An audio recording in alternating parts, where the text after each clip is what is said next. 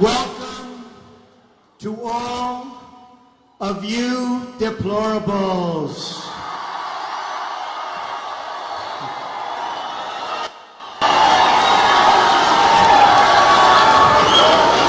Thank you, man. Oh boy. We're going to have a good time tonight. We're going to have a good time. Wow. I love that. Look at this. Look what that says. Hold up that sign for the cameras. Wow. That's so beautiful. Thank you. Thank you. Great. Thank you. That is so nice. And we are doing well in every way. The polls have been incredible, but we're doing great. It's great to be in my second home, Florida.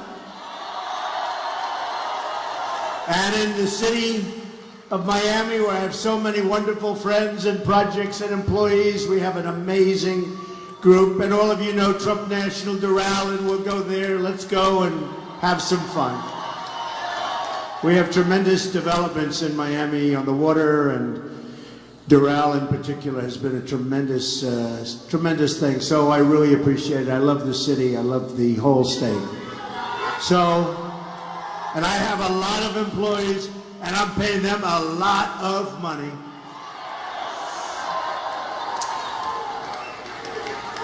And by the way, a lot of African-American employees, a lot of Hispanic employees, a lot. And they're very happy. They like Donald Trump. So new polls have just come in. And we're leading in many of the battleground states all over the country, including being 4 points up in a certain state known as Florida. And the Los Angeles Times has us 6 points up nationwide. Good poll. If it weren't, I wouldn't be telling you about it, I promise. But come November 8th, we're going to win Florida, and we're going to win the White House, and we're going to make America great again. It's going to be a victory for the people. It's going to be a victory for the workers, the families, the veterans. The veterans, we love our veterans. And every citizen of this country. It's going to be a victory for those who haven't had reason to hope for a very long time. I'm campaigning in every community and every part of this country for every last vote.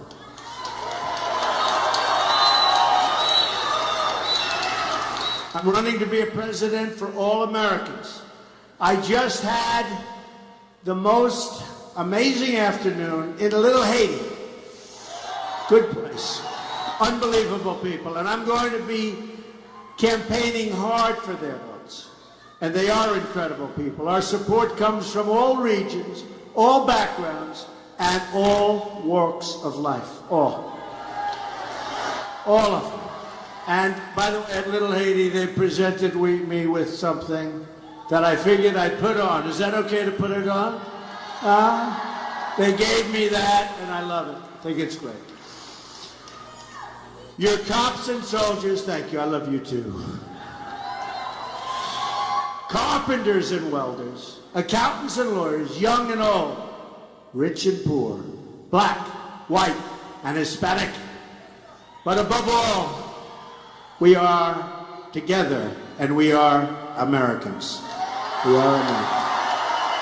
We've got to pull our country together.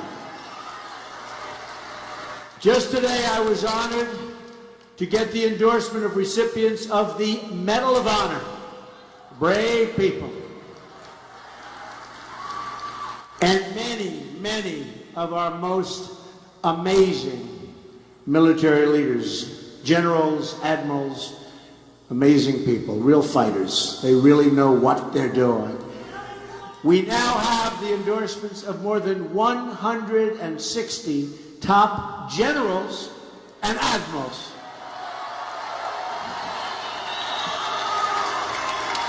I didn't know we had that many. Well, we love them. We also have the support of 16,500 Border Patrol officers.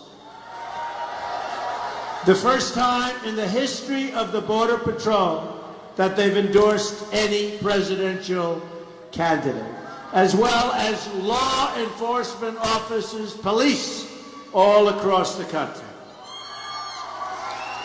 In fact, I'm very excited to announce tonight that we just received a few minutes ago the endorsement of the largest police union in the country, the Fraternal Order of Police, #1 by far. Pretty good. Pretty good. And we have the support of millions of patriotic moms and dads who go to work every day and make our country run.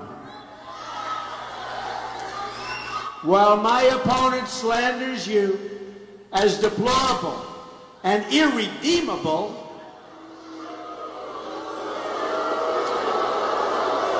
boy, that second word is tough. You don't hear that as much.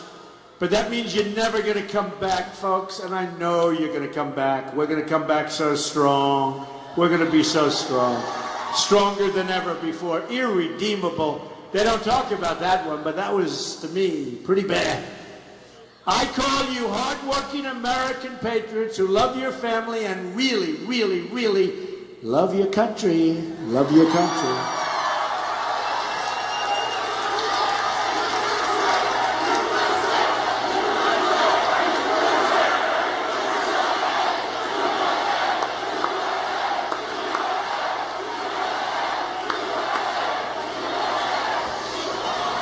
Clinton's entire campaign rests on using a single tactic, and it's not working very well. She spent hundreds of millions of dollars on phony campaign ads, and we're actually, I think, probably leading based on everything we're saying. And we've spent practically nothing. I'm proud of that. And you know what? We're doing very well. You know, in the old days, if you spent less and you had far fewer people and you were leading, you got credit. Today they say, well, she's spending much more money. Yeah, but she's doing poorly, very poorly. But what they do is they smear opponents, and you look at her history, and they question policies, and they talk all the time about racists, racists. The only word they know, they used it on Romney, they used it on everybody, they use it. When they're in trouble, they always pull out the racist word. And they are in very big trouble, I have to tell you.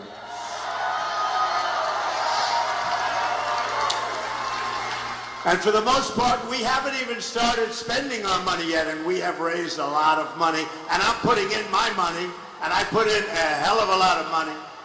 In fact, if things don't work out, even though a lot of people are saying this was one of the great political phenomena they've ever seen. They've never seen, they call it a phenomenon.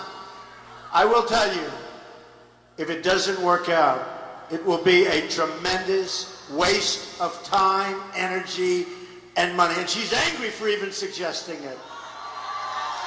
But we're going to, hey look, November 8th, you go and vote, we're winning. I'll tell you what, if you vote, we're winning. There's no way they can beat us. There's no way she can beat us because her people have no enthusiasm whatsoever. They're not going to turn out.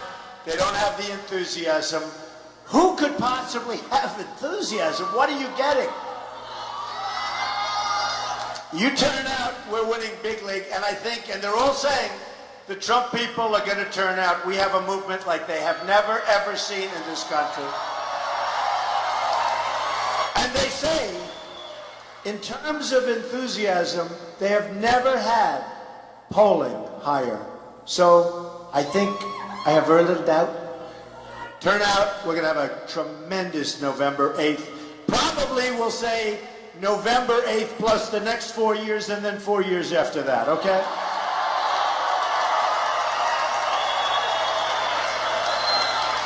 But the racist word, it's the oldest play in the Democratic playbook, and Americans have had enough of it, okay? We get it. We get it. I'll tell you what, I told you, I just left Little Haiti. The love is unbelievable. It's unbelievable. There's no racist, there's no nothing. It's love. They want solutions. They want better lives, not more petty attacks from failed and totally discredited politicians like crooked Hillary Clinton.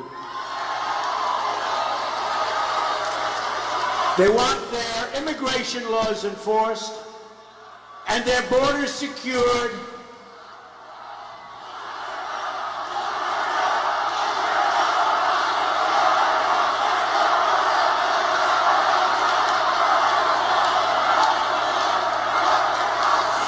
Let's win on November 8th, okay? That'll be it. They're patriotic Americans of all backgrounds who want their jobs and their families protected. They want protection. People who warn about radical Islamic terrorism are not Islamophobes. Everyone's an Islamophobe. You mention something, you're an Islamophobe. You know, they come up with words, hey, I went to Ivy League school. I did very well, great. They have so many new words. Islamophobe. We have a president, and frankly, Hillary, who don't use the words radical Islamic terrorism. And if you don't know what you're fighting, you're not going to fight it very well, and we've proven that. We have decent American citizens who want to uphold our tolerant values and keep our country safe. We want to keep our country safe, folks. People who support the police, who want crime reduced and ended, and who are not prejudiced. They're concerned and loving citizens whose hearts break every time an innocent child is killed violently on the streets, which is happening all over our country. Yet while Hillary Clinton lives behind gates and walls and guards and raises millions from hedge funds, you know, look what she's doing with these hedge funds. Raising millions and millions. I know so many of these people. Give me a break. The hedge fund and the Wall Street donors, she slanders and smears with her statements last week. Working people who just want a fraction of the security enjoyed by our politicians and certainly enjoyed by her. Now, you know she's very much against the Second Amendment. She wants to destroy your Second Amendment. Guns, guns, guns, right? I think what we should do is she goes around with armed bodyguards like you have never seen before. I think that her bodyguards should drop all weapons. They should disarm. Right? I think they should disarm. Immediately. What do you think? Yes? Yes. Yeah. Take their guns away. She doesn't want guns. Let's see what happens to her. Take their guns away. Okay? It'd be very dangerous. Her comments displayed the same sense of arrogance and entitlement that led her to violate federal law as Secretary of State, hide and delete her emails, destroy her iPhones with a hammer. With a hammer. 13 of them. Put classified information in the reach of our enemies, lie to Congress, and sell government favors and access through her foundation.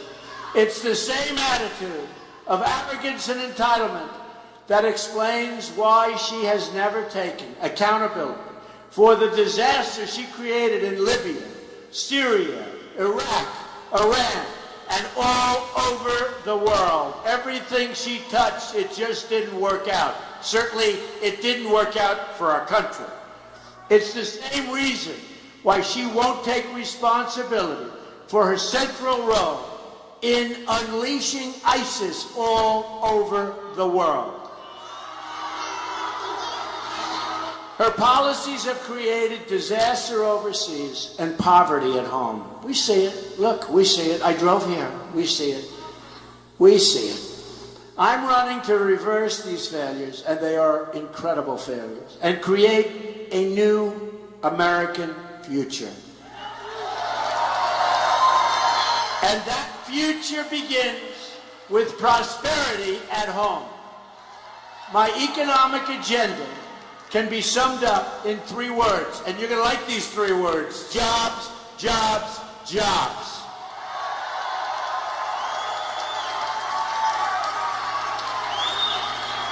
One of my highest priorities is to bring jobs into our inner cities. African American communities have suffered horribly as a result of failed democratic leadership. Democrats have run these inner cities for a half a century, for 60 years, 75 years, even in some cases, 100 years straight. Unabated, unbroken, over 100 years. They control the mayor's offices, the school boards, the city councils, and the seats in Congress, and all they have delivered is more poverty, more crime, and more failing schools. 65% of African American children under the age of 6 now live in poverty.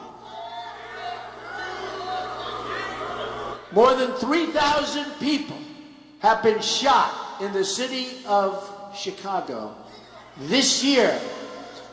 This year, think of it, since January 1st. 58% of African American youth are not working, can't get a job. These are the results of the policies embraced by Hillary Clinton.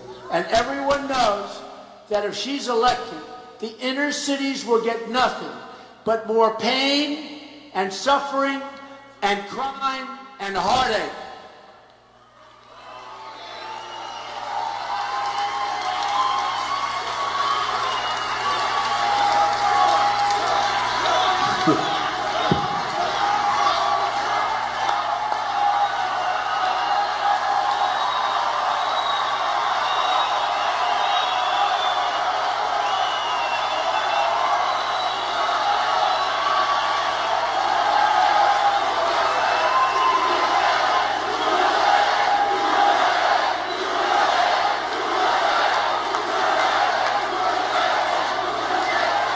Amazing people, amazing country. We have an amazing country.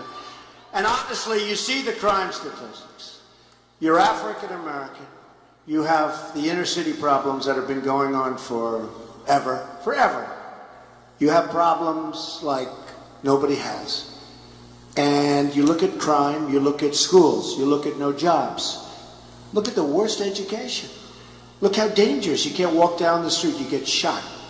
Or your child gets shot. And I've been saying it, and I'll say it openly, and some people like it, and some people don't like it, and I don't really care. What do you have to lose? I will fix it. I'm going to fix it. We're going to fix our inner cities. We're going to make them safe. We're going to bring jobs back. So to the African American people within the community, what do you have to lose? It can't get, honestly, it can't get, that's so nice, thank you. It can't get any worse. It can't get any worse. It can't get any worse.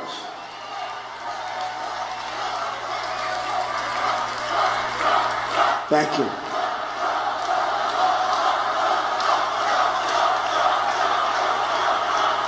So nice, thank you. Thank you very much. It can't get any worse. The crime, the jobs, no education, worst education, more unsafe. You go to Afghanistan, right? We hear Afghanistan. I mean, we have cities that are far more dangerous than Afghanistan. Inner cities. African American people within that community and outside of that community are going to be voting for Donald Trump in record numbers. You watch. We're going to fix it. Hillary Clinton has been in Washington for 30 years. Her disastrous record speaks for itself. And I have to tell you, when she ran for the United States Senate in New York, we have upstate New York, which is a total disaster, economic disaster. She said she's going to bring back jobs. She gets elected. We lost our jobs. It got worse. She didn't do anything. She didn't do anything. She went home. She went to sleep, okay? She didn't do anything. She didn't do anything.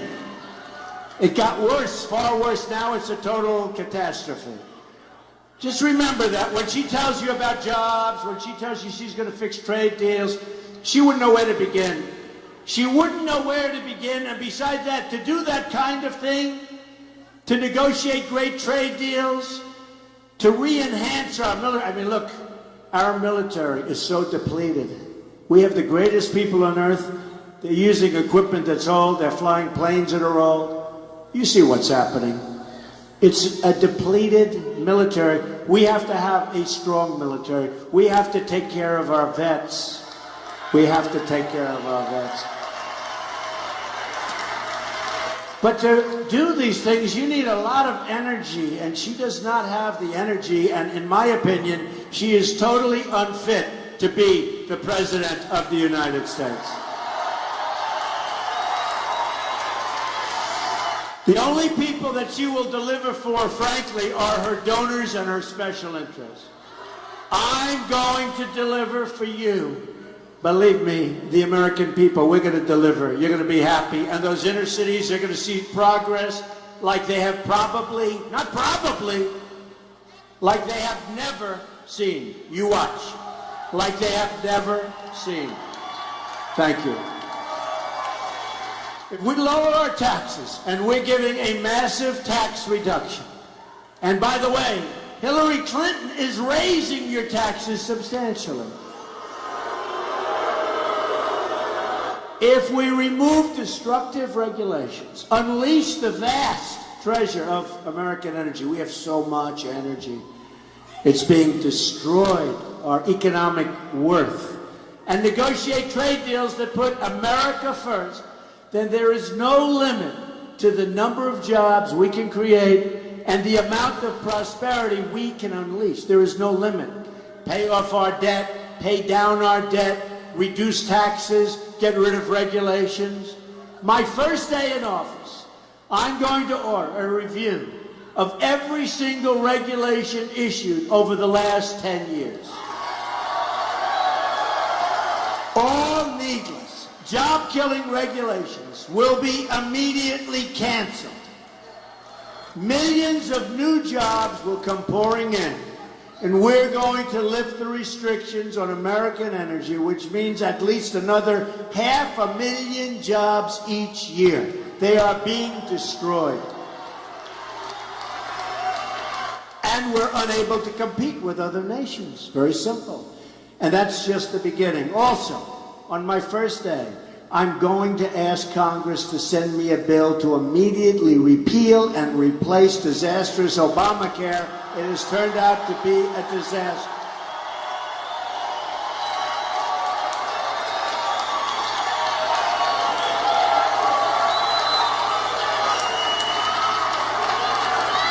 This alone will instantly save another 2 million jobs. And if you look at your premiums, it's through the roof. And by the way, on November 1st, just before the election on November 8th, new numbers are coming out, which will show 40, 50, 60% increases. They want to delay it till after the election because it's election, it's a disaster. It's a disaster. And your deductibles are so high that unless you lead a really long, slow, vicious death, you're never going to be able to use it. Okay? You see the deductibles, you're never going to be able to use it. I'm also going to completely reform our trade deals. We're going to renegotiate NAFTA.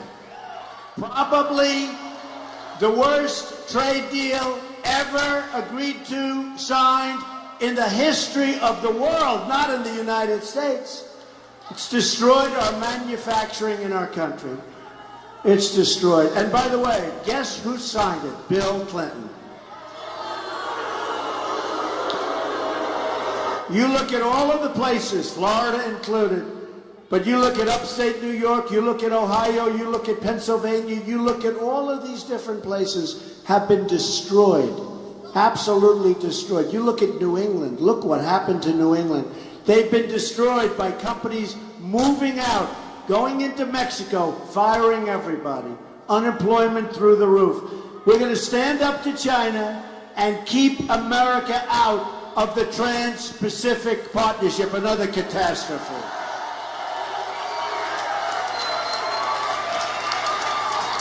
TPP will be almost as bad as NAFTA. Nothing can be as bad as NAFTA. Trans-Pacific Partnership will be almost as bad as NAFTA. It'll take your jobs, Ohio. Remember, it's going to take your jobs, Ohio. I tell you that.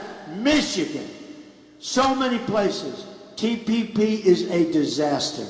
We don't need another massive multinational deal, by the way, that nobody on our side even reads, that ties us up and binds us down and doesn't even discuss monetary manipulation and devaluation, which is how China and all these countries are beating us so badly. Not even discussed. And they had provisions in the agreement, and they were taken out because certain politicians didn't want to have them in there.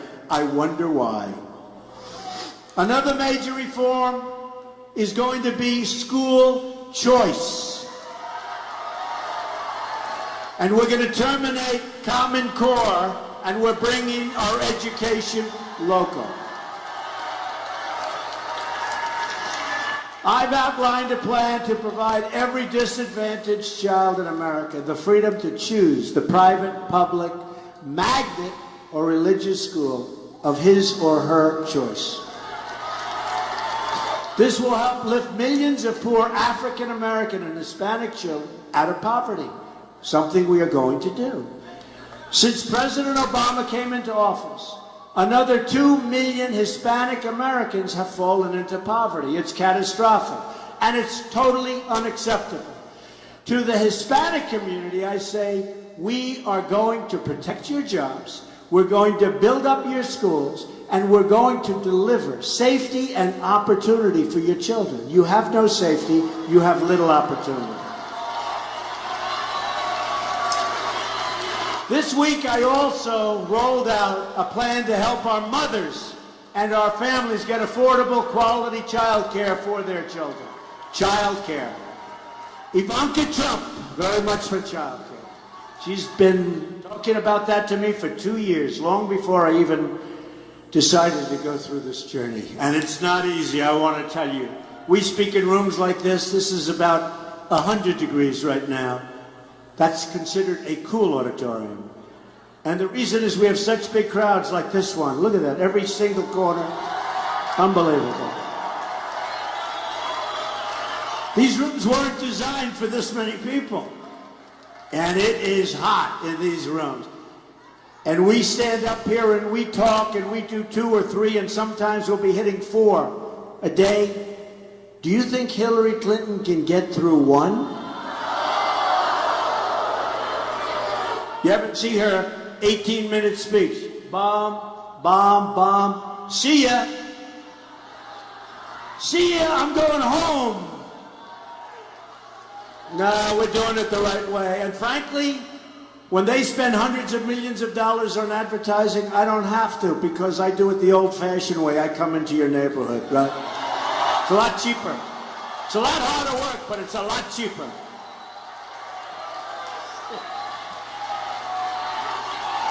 Very true. Very, very true. On policy after policy, we're going to provide opportunity, prosperity, and security for all Americans. We're also going to stand with the Cuban people in their fight against communist oppression. No, we're on the right side. Great people. They're great people. The president's one-sided deal for Cuba and with Cuba benefits only the Castro regime.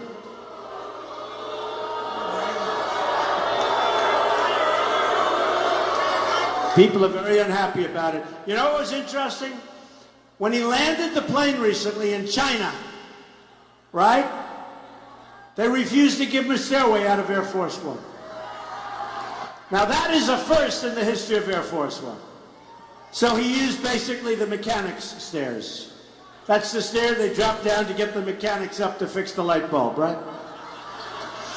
When he landed the plane in Saudi Arabia, which we protect, without us they wouldn't be there for 2 months. He landed in Saudi Arabia.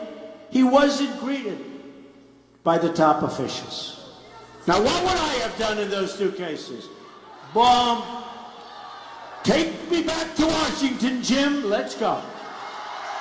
All right, let's go. Let's go, Jim. Get going. Close those doors. We're going home. Now with Cuba, we land in Cuba, and there's no Castro to greet him.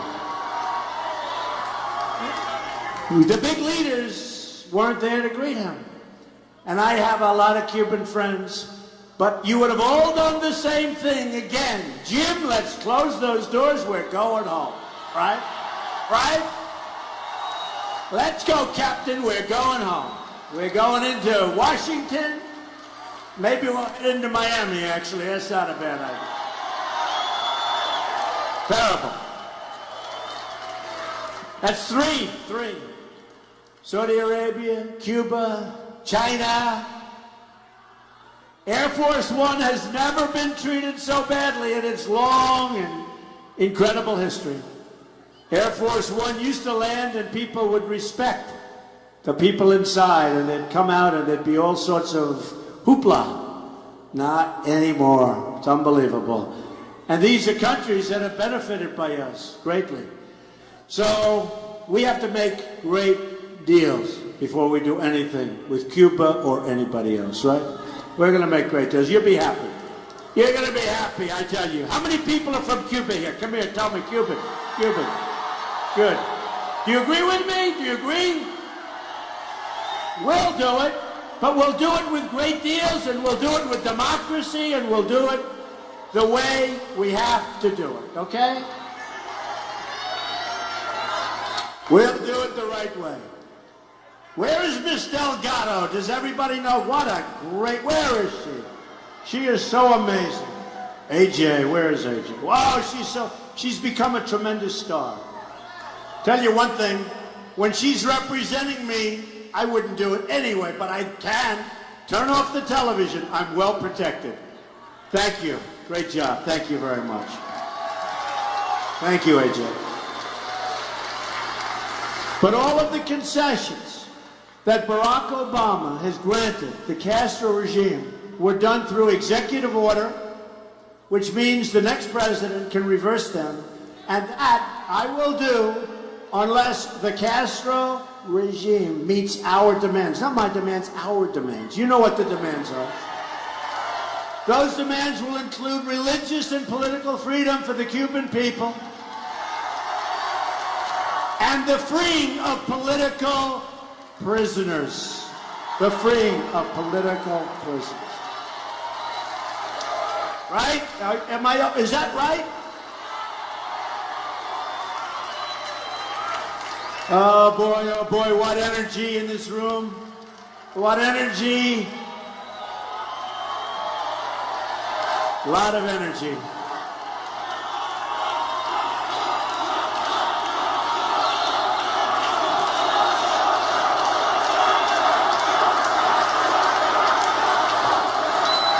You'll be very happy, my Cuban friends. I have so many friends from Cuba, incredible people. So let's also talk about a place called Venezuela. Okay? Now who's here from Venezuela? Or related in some? Not too many. Whoa, what's going on? Not too many. Not too many. Friend or foe? I think he's friend. I think he's friend.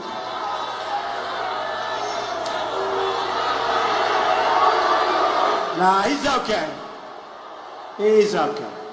By the way, Is there any place more fun to be than a Trump rally? You tell me, right? We have a lot of Venezuelans around Doral, the Doral section, right? And it's a beautiful, vibrant, this is an amazing place, but they are really having trouble over in Venezuela. But Miami is filled with hard-working, incredible Venezuelan people. But it's been hurt very badly by socialist Venezuela. And the next president of the United States must stand in solidarity with all people oppressed in our hemisphere, and we will stand with oppressed people, and there are many, the oppressed people of Venezuela. They are yearning to be free. They are yearning for help. The system is bad, but the people are great. Great. They are great people. Here in America, I'll push to expand freedom for all of our citizens. I'm going to lower your taxes so substantially. We're getting rid of all of those regulations on business. So many small business owners here. I know 5 of them. One of them was small business, now he's big business. I'm proud of him, he's right here. But we're going to get rid of those terrible, terrible regulations. He just said to me, and the thing that surprised me most, we're bringing business tax rates down from 35% to 15%. And yet, it'll be the greatest cut, I believe, in the history of our country. But I will tell you what surprises me tremendously is that the people that have these cuts, they're more concerned with regulation than even a big tax decrease, because regulations are choking and killing our businesses and stopping our businesses from hiring people, jobs. So I'm going to appoint justices of the Supreme Court who will follow the Constitution.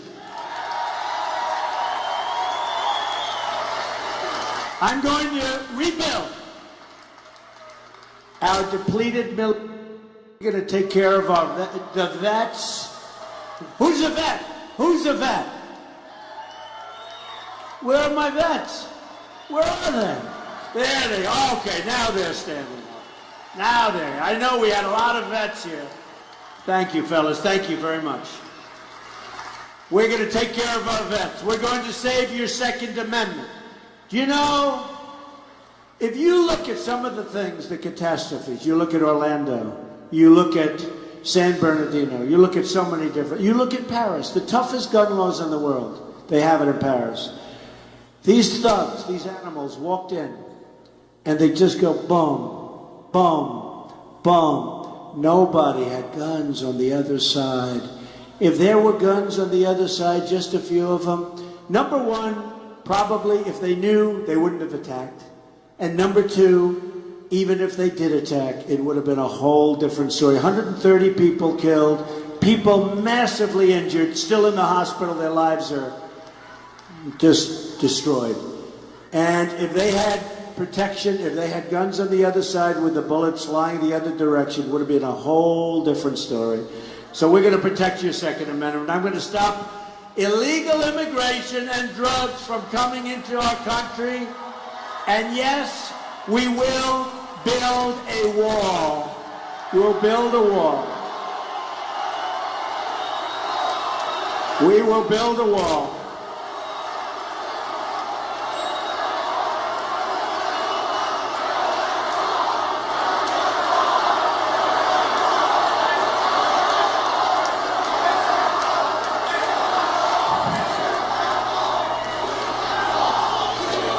Who's going to pay for the wall? 100%. 100%. And we're going to be renegotiating NAFTA and our terrible trade deals. We're going to make great deals out of horrible deals. And if we can't renegotiate the deal because the other side is so happy with it, we're going to terminate the deal and we'll start all over again, folks. We'll have new deals, and there'll be much better deals. And there'll be two-way streets. The traffic, it'll be coming our way. It's a one-way street out of the United States for our jobs and our money. You know, I always say, we get the drugs, they get the cash. That's the deal, folks. No good. They're building in Mexico right now. And Mexico is just one example. Some of the greatest plants, a friend of mine builds plants. And he tells me all the time. I called him up the other day. I called him up 6 months ago, told me the same thing. Nothing changes. Ford. They just announced yesterday. They're moving their small car division, the whole thing, into Mexico. That's on top of spending billions and billions of dollars. And then you wonder why I'm winning in Michigan, because I've been telling the people in Michigan, I've been telling the people in Ohio for 5 years that this is happening, and our politicians don't do anything about it, and Hillary Clinton will never do anything about it. She doesn't have the capability to do it. We will rebuild our roads and bridges, tunnels, highways, airports, schools, and hospitals. American cars will travel the roads. American planes will soar in the sky. They'll soar. And American ships will patrol the seas. American steel will send new skyscrapers right here in Miami into the clouds, but it'll be American steel. American hands will rebuild this nation, and American energy, mined from American sources, will power our energy, and we'll take care of our steel workers, and we'll take care of our miners who have been destroyed by this administration. Destroyed. And Hillary Clinton has already said she's going to put the miners out of business. We're going to take care of our miners. They're amazing people. American workers will be hired to do the job. We will put new American steel into the spine of our country. I will fight for every neglected part of this nation, and I will fight to bring us all together as one people. Imagine what our country could accomplish if we started working together as one people, under one God, saluting one flag.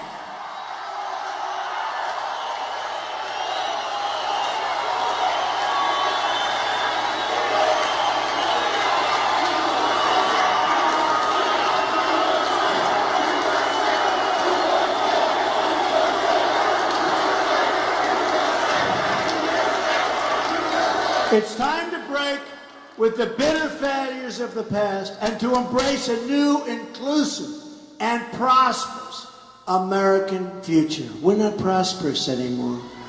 We owe $20 trillion. We have a president who in 7.5 years has doubled the debt.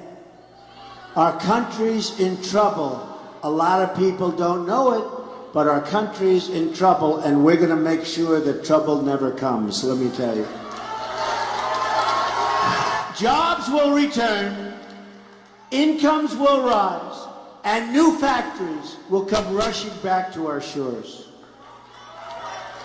Once more, we will have a government of, by, and for the people.